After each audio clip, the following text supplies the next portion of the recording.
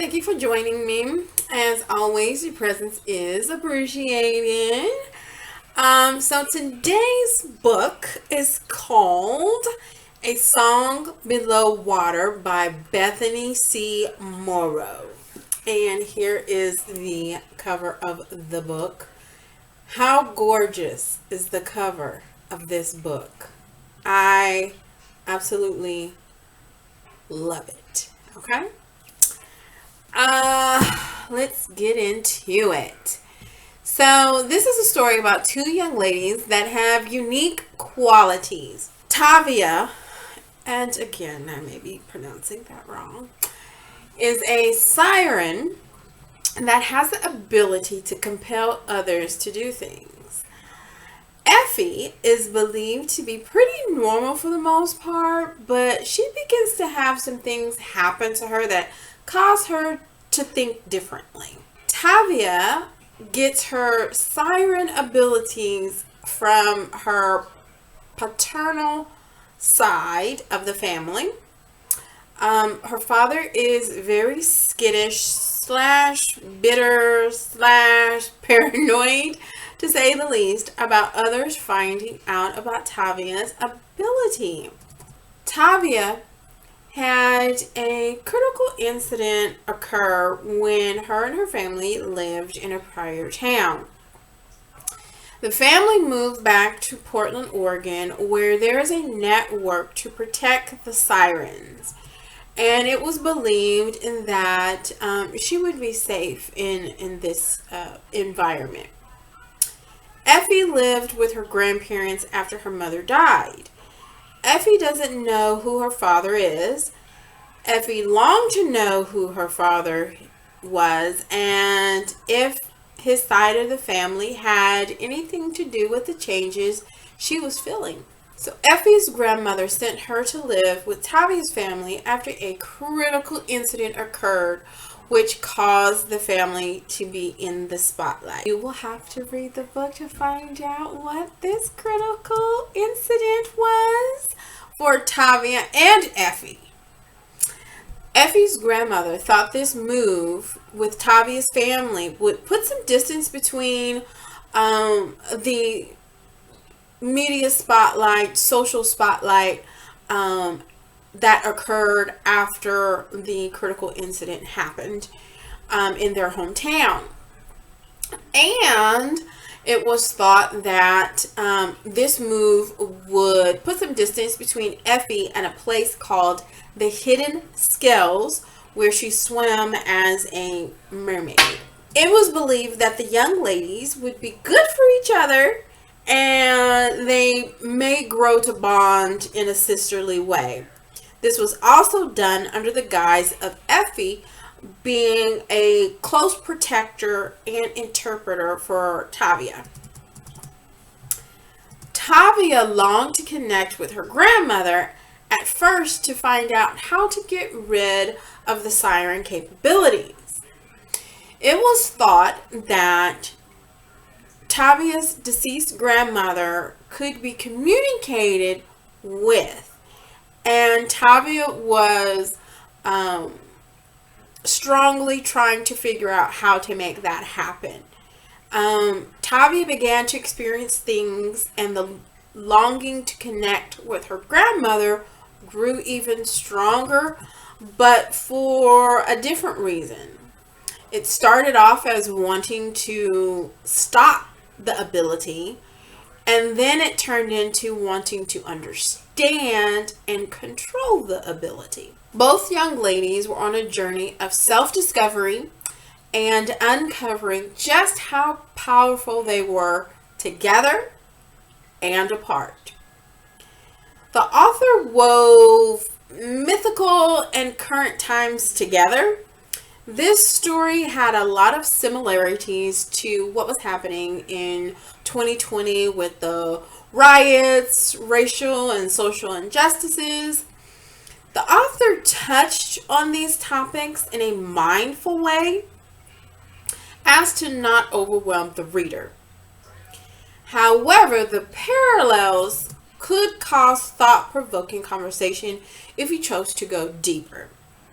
I believe the author described the social injustices, riots, classism, voice silencing, prejudice, in a digestible way for young readers. The fears Tavia's father had about her safety and what the community may do if they confirmed her siren ability was done in a realistic and tasteful way. The author kept you guessing as to what was going on with Effie and how she has a crucial part of the story, but at times seemed to not be a focal point. Is Effie a mermaid or some other mythical creature, or is she a girl just playing a part in a fair attraction that has eczema? Who knows? You gotta read the book to find out. And Tavia, and her siren abilities was a focal point of the story and how things unraveled. This story took me a minute to get into, but I'm glad I kept reading. I felt the book was moderately paced. This book, I believe, is in the youth/young adult category. I use the book as a literary palate cleanser. I did not look into the book before getting it to know that it was a youth/young adult book category. But when I started reading it, I was like, oh, okay, this is the category that this book is in. Oops. But it was a good palate cleanser for me. It is a page turner to a degree.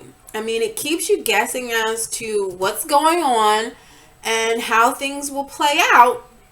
And I'm not mythically knowledgeable, so it was interesting to me to kind of, I was guessing as to what was going on with Effie. Tavia, they pretty much gave you that up front, that she's a siren and she has this ability to make people do what she wants them to do, pretty much. So that wasn't a mystery. What was the mystery was Effie, because it just seemed like she was just a kid that liked the water and she was having some skin issues and she had some weird things going on, but it was like trying to figure out, well, does she have some type of powers, or what are those powers? Or, I mean, I did think at one point she was a mermaid, because she obviously played a mermaid in the fair attraction. And so I thought, okay, well, she played one at the fair. Maybe she really is one in her real life. But you have to read the book to find out, okay? As I said, the story did touch on some current topics happening in the real world and was done in a tasteful manner for the targeted age group. The author didn't provide any discussion questions, which I wish it had. I think it would have assisted in a teen group discussion. Having those questions could have provided insight on what the author kind of wanted the reader to get out of the story, or kind of gear the conversation in a particular direction. Obviously, the book had some family issues with Tavia's father really wanting to protect her, but his kind of demeanor and attitude towards it was, to me, a little off.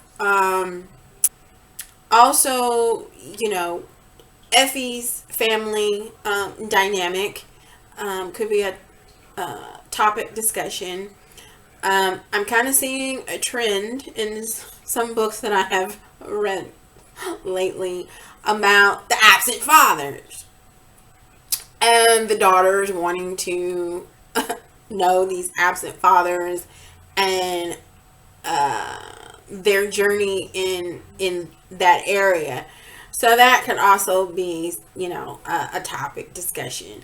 Also, the mythical aspect. I mean, if you're into the mythical mermaids, sirens, and ghouls and goblin kind of things, this would be an exciting read for you.